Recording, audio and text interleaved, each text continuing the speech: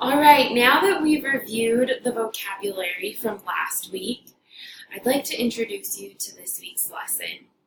We will be using a method called Suggestipedia, and it is a highly effective method, and I am a highly effective teacher using this method.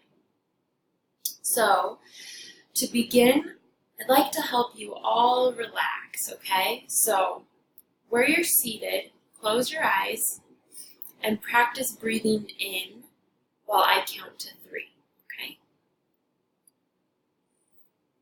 1, 2, 3, and exhale. Okay, let's do that a few more times. Ready? 1, 2, 3, exhale. 1, 2, 3, and exhale. Okay, very good. Now let's get a little more relaxed. Practice moving your head with me, stretching your neck. Stretch your chin down to your chest. Look up to the sky. Touch your ear to your shoulder. Other ear to your other shoulder. Okay. Now I'm going to pass out the book that we will be reading today.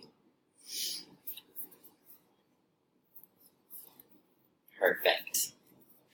Let's turn to chapter 1 on page 3. I will read to you for the next several minutes while we listen to some beautiful music in the background to help you relax. Follow along in your copy while I read. Major Pettigrew was still upset about the phone call from his brother's wife, and so he answered the doorbell without thinking. On the damp bricks of the path stood Mrs. Ali from the village shop. She gave only the faintest of starts, the merest arch of an eyebrow. A quick rush of embarrassment flooded to the Major's cheeks, and he smoothed helplessly at the lap of his crimson, clematis-covered housecoat with hands that felt like spades. "Ah," he said. "Major? Mrs. Ali?"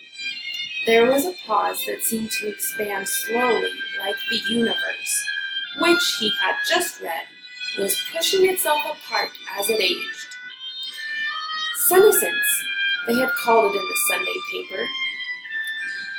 I came for the newspaper money. The paper boy is sick," said Mrs. Ali, drawing up her short frame to its greatest height and assuming a brisk tone so different from the low, accented roundness of her voice when they discussed the texture and perfume of the teas she blended specially for him.